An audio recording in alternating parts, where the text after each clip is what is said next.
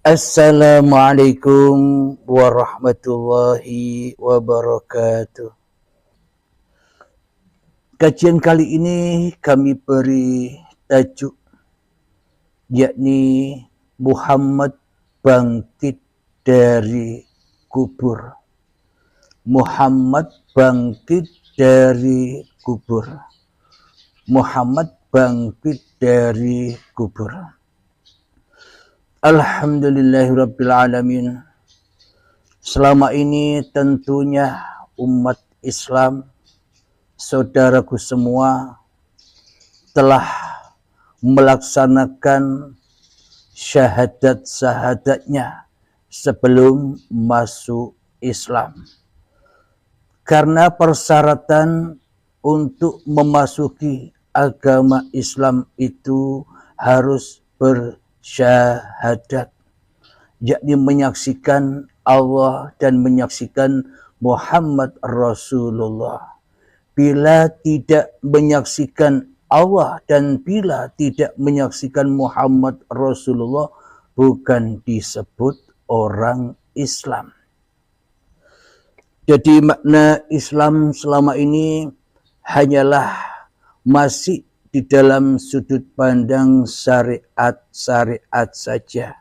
Maka di dalam syariat hanya cukup membaca dua kalimat syahadat, yakni asyhadu an la ilaha illallah wa asyhadu anna Muhammadar Rasulullah. Jadi Islamnya masih Islam bacaan, bukan Islam yang sesungguh-sungguhnya Islam di sisi Allah. Islamnya hanya di sisi hawa nafsune dewe-dewe. Islamnya hanya di sisi manusia. Alhamdulillahirabbil alamin. Ketika syahadat hanya sebatas bacaan-bacaan saja, maka hati kita pun selama ini tetap musyrik, tetap kufur, tetap mensekutukan Allah dengan diri kita di hati kita. Apa buktinya musyrik?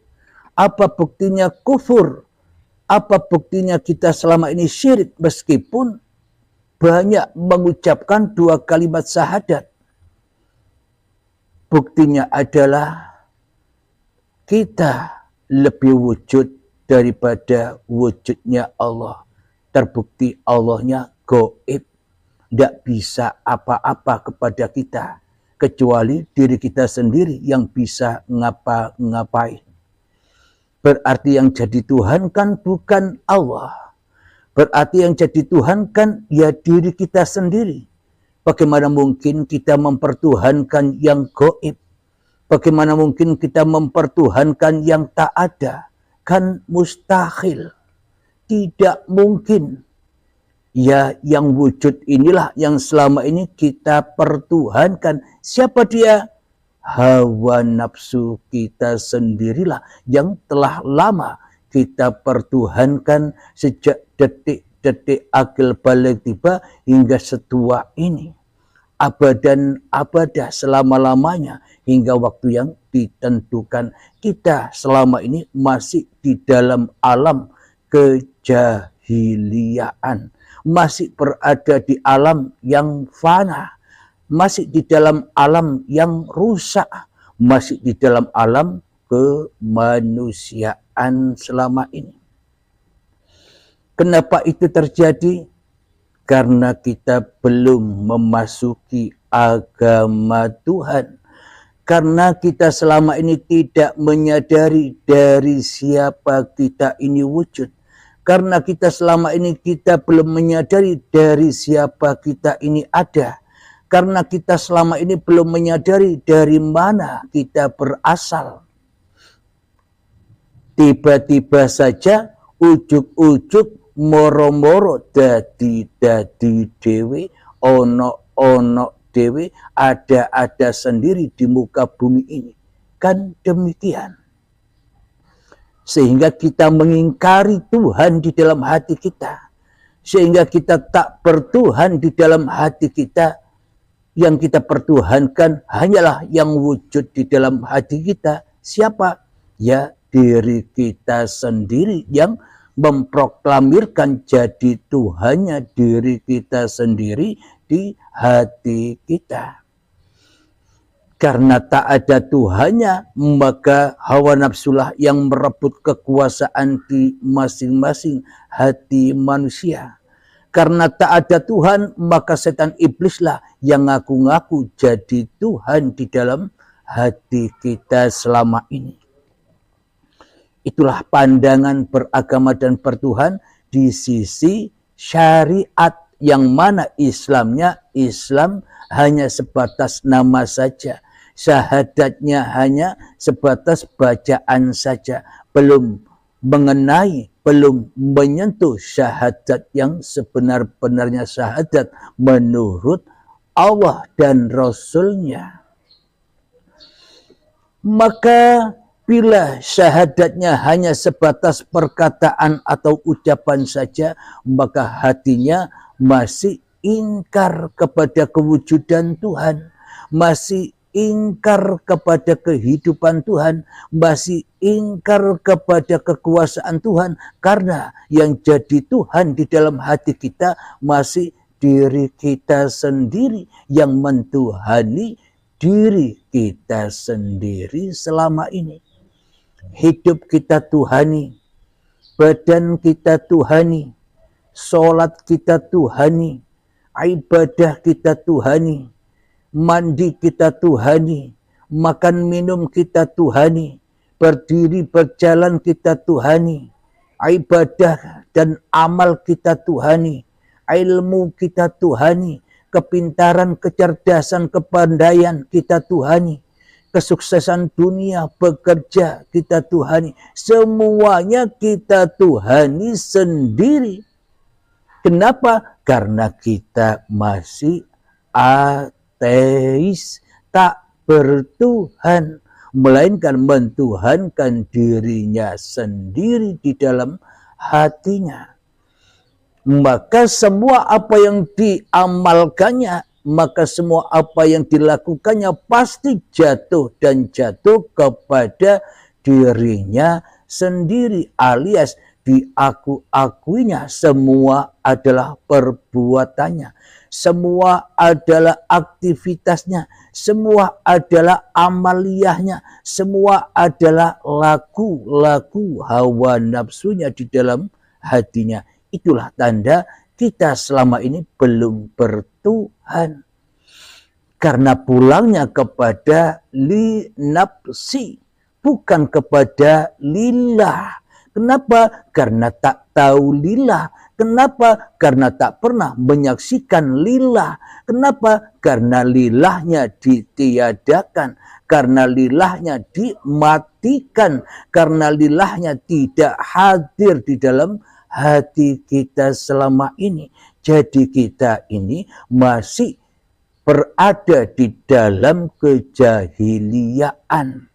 Sama seperti nasibnya, sama seperti golongan orang-orang jahiliyah yang ada di Mekah sana saat Nabi Muhammad belum diutus menjadi Rasul. Jadi tak ada bedanya kita dengan mereka-mereka yang diceritakan di dalam Al-Quran ini.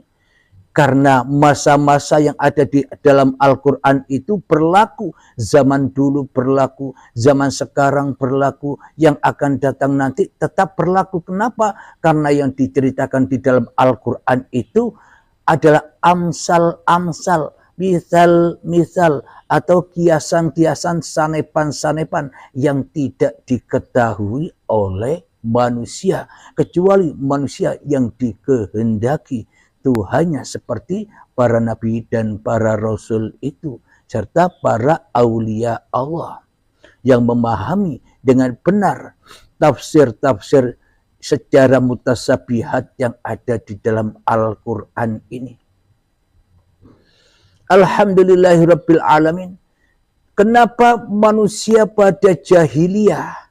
Karena Muhammadnya masih terkubur, karena hakikat diri manusianya masih terkubur di dunia. Manusianya masih terhiruk pikuknya di dalam dunia, masih senang dengan urusan-urusan yang selain Allah. Itulah yang dimaksud terkubur, manusianya sama-sama terkubur. Kullu nafsin dha'iqatul maut. Seluruh yang bernyawa, seluruh yang merasa dirinya hidup pasti mati. Mati di mana? Mati di sisi Tuhannya. Kenapa? Karena tidak mentuhankan Tuhan. Kenapa? Karena tidak ada Tuhan di dalam hatinya, hanyalah dirinya sendiri. Inna syaitana lakum aduwwum mubin. Sesungguhnya setan itu adalah musuh yang nyata bagimu. Di dalam hati kita lebih wujud mana antara Allah dengan diri kita? Bila Allahnya tidak wujud, bila Allahnya gaib, tapi ternyata yang wujud, yang hidup, yang perkasa, yang kuasa di dalam hati kita masih diri kita sendiri. Itulah setan itu. Setan yang dibakar di dalam anar, manusia yang masih tersesat dan terjerumus hatinya ke lembah siksa dunia. Disiksa mencari dunia, disiksa mencari persaingan kehidupan dunia hingga lupa kehidupan akhiratnya. Alhamdulillahirabbil alamin. Jadi selama Muhammad yang masih terkubur, maknanya hakikat diri sejati manusianya masih terkubur di dalam hatinya, maka ia selamanya akan tersiksa di dalam kuburannya. Jadi secara logika, bila Nabi Muhammadnya tidak dibangkitkan dari kuburannya, mana mungkin kita bisa menyaksikan Nabi Muhammad di dalam persaksian syahadat kita. Dan bila Allah tidak wujud atas diri kita, mana mungkin kita bisa menyaksikan Allah dan Muhammad. Dan mana mungkin kita bisa menyerahkan, mengabdikan, mempersembahkan semua apa-apa yang kita lakukan kepada Allah. Ya tidak bisa. Akhirnya tersesatlah, dimakan oleh iblis dan setan apa-apa yang kita kerjakan, hingga teraku-akui di dalam hati kita li nafsi, yakni aku yang melakukan semua itu. Kenapa? Karena itulah bukti bahwa kita selama ini tak bertuhan, tak punya Tuhan, alias kita mentuhani diri kita sendiri selama ini. Jadi logikanya, bila Muhammadnya masih terkubur di Madinah sana, bila Allahnya masih gaib, yang mana bisa kita bersahadat? Selama ini kita hanyalah bersahadat kepada iblis dan setan. Kita hanya bersyahadat kepada awake dewe. Menyaksikan ini hidupku, menyaksikan ini badanku. Hanya itu yang kita saksikan selama ini. Kenapa? Karena kita golongan orang-orang kafirin yang terhijab, yang terdinding, yang tidak percaya bahwa Allah itu ada, yang tidak percaya bahwa Allah itu wujud, yang tidak percaya Allah itu hidup. Buktinya Allahnya gaib, buktinya Allahnya tidak ada, buktinya hanya kita yang wujud di dalam hati kita. Itulah bukti bahwa kita selama ini selalu dan selalu membinasakan Tuhan di dalam hati kita. Itulah bukti selama ini bahwa kita selalu jadi musuh-musuhnya Tuhan. Kenapa? Kita menjadikan Tuhan diri kita sendiri di hati kita. Jadi bagaimanakah caranya agar kita bisa kembali kepada Tuhan yang telah menciptakan kita? Maka ya harus dibangkitkan. Muhammad yang terkubur ini ya harus dibangkitkan. Dengan cara apa? Kita kaji setelah kita latihan mengheningkan diri. Marilah kita mengheningkan diri dahulu agar kita memahami paparan demi paparan di uripe Allah ini dengan hati yang bersih, dengan hati yang rela, dengan hati yang ridha, ikhlas kembali kepada Allah. Mengheningkan cipta, mulai, silakan. Bismillahirrahmanirrahim.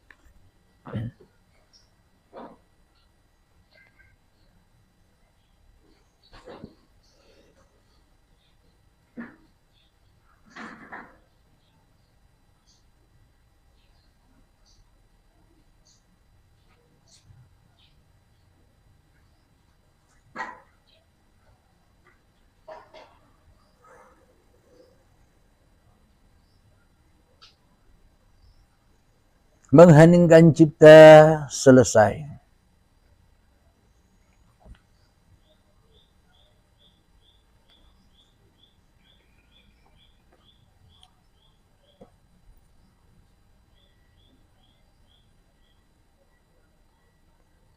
Bismillahirrahmanirrahim.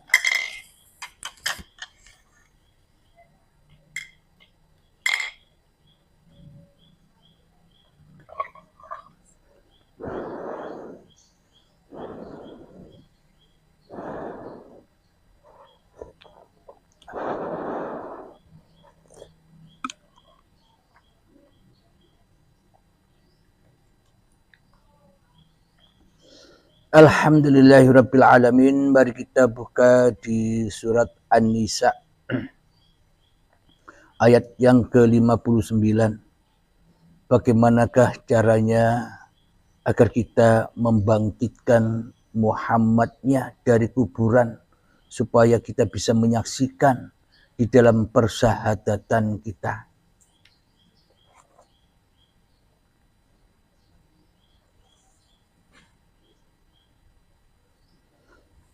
Bismillahirrahmanirrahim.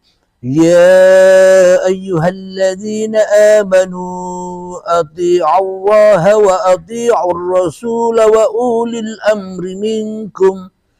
Fa in tanaza'tum fi syai'in farudduhu ila Allahi war rasuli in kuntum tu'minuna billahi wal yaumil akhir.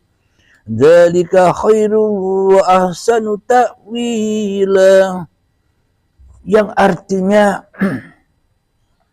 wahai orang-orang yang beriman, taatilah Allah dan taatilah Rasul dan ulil amri di antara kamu.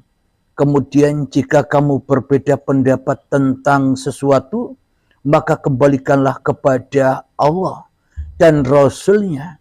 Jika kamu beriman kepada Allah dan hari kemudian, yang demikian itu lebih utama bagimu dan lebih baik akibatnya. Shadaqallahul azim. Mari kita ulang, kita kaji apa sih makna yang sebenarnya. Wahai orang-orang yang beriman, wahai manusia yang percaya dengan adanya Tuhan, wahai manusia yang percaya bahwa dirinya adalah ciptaan Tuhan, itu yang dimaksud orang yang beriman. Taatilah Allah dan taatilah Rasul. Bagaimana mungkin kita bisa taat kepada Allah, wong Allahnya saja gaib. Apalagi taat kepada Rasul, Rasulnya terkubur. Semuanya yang dikatakan di dalam Al-Quran ini hanya dongeng-dongeng belaka bagi kita yang masih wujud menjadi Tuhan di dalam hati kita. Jadi di dalam Al-Quran ini hanyalah dongeng-dongeng kita belaka. Tidak ada artinya. Hanya percaya-percaya doang tanpa pembuktian. Wahai orang-orang yang beriman, taatilah Allah dan taatilah Rasul. Untuk mentaati Allah, ya kita wajib kenal Allah dulu, baru bisa taat. Untuk mentaati Rasul, ya kita bangkitkan dulu Rasulullah Nabi Muhammad dari kuburannya, baru kita bisa taat. Tapi kalau Allahnya gaib, Nabi Muhammadnya masih terkubur di Madinah sana, bagaimana mungkin kita bisa taat, apalagi bersahadat. Syahadat kita semua selama ini kan hanya syahadat palsu. Palsu belaka, syahadat yang bohongan, syahadat sandiwara saja. Namun di dalam hati kita, kita hanyalah bersyahadat kepada hawa nafsu kita sendiri yang ada, yang wujud di dalam hati kita. Jadi bagaimana caranya kita mentaati Allah? Caranya adalah untuk awaluddin ma'rifatullah, caranya dengan man arafa nafsahu faqad arafa robbahu. Barang siapa yang tahu hakikat diri sejati manusianya, maka ia bakal mengenal Tuhannya. Kalau sudah mengenal Tuhannya, maka taatnya mudah, bisa taat, bisa lillah. Maka kalau sudah mentaati Tuhannya, maka akan bertemu dengan Rasulullah. Berarti siapa yang taat kepada Tuhannya, dialah Rasulullah. Selama ini kan kita taatnya kepada iblis dan setan. Selama ini kita taatnya hanyalah kepada hawa nafsu kita sendiri. Kenapa? Karena hawa nafsu, karena iblis dan setan lebih kita wujudkan, lebih kita adakan perannya di dalam hati kita daripada Allah yang gaib itu.